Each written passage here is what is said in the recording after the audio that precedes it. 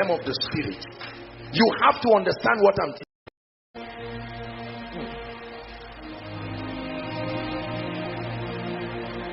Many believers are products of another man's manipulating the realm of the spirit.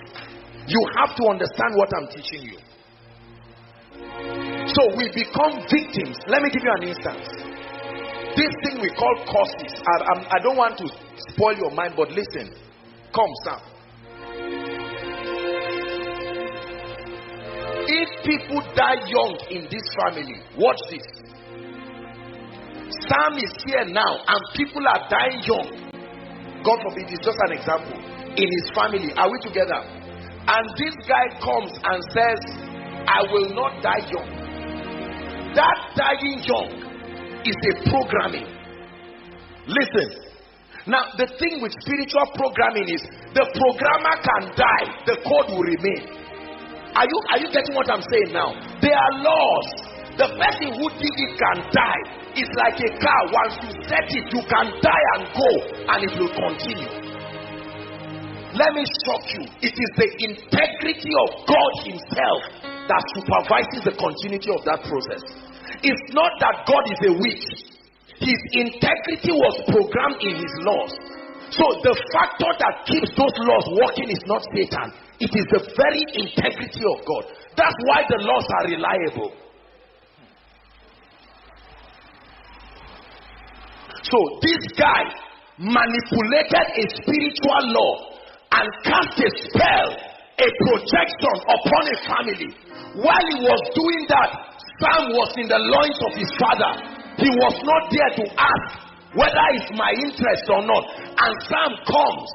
All of a sudden, that code catches up with him. Are we together now? And he finds out that people are dying like chickens. Then he sits down and says, "Stop. I hope my life will change." If that is your response to it, you will die too like it. Are we together now? It will take spiritual intelligence first to understand. The secret is not calling a family meeting and saying, "So this is how we are going to die." No.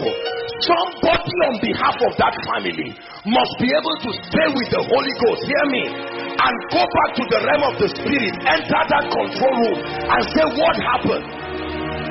What factors were invoked together that equal the death of a generation?"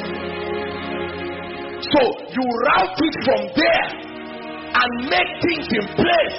And when you come down, you announce to your family members, "It's done." And they find, "It's done." Just like that, the invisible things, the things that we see, the tragedies in our lives, brothers and sisters, is a network of many spiritual programmings. We are victims of it and we don't care, and we keep walking. There are pastors who are anointed, but limitations are upon their lives and ministry. They will never rise. They are tongue talking but barren of a spiritual advantage. There are students, you go and sit down in class and you are victims of a programming. You are writing your exams with your own eyes. You are watching yourself go blank. You shouted Jesus, nothing happened. You prayed in tongues, nothing happened. I want to show you what to do tonight. Oh, I'm happy. There is a way out. Oh, you have to believe. You don't need to know what it is yet. If there is no way out, then it means we are doomed. Let me show you the ancient mystery that made many to break out of many nonsense and arise. Embargoes placed upon territories.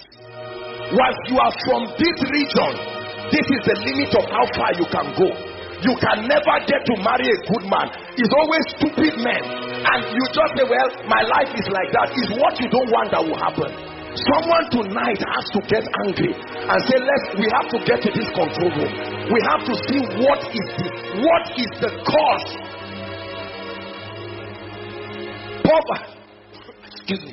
Poverty.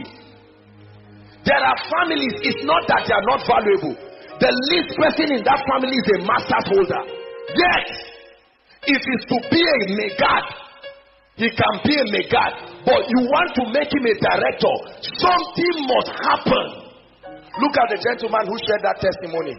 That guy that used to smoke before. He got up and saw the other side of himself. Let me tell you something. If that guy was not on... Please, I'm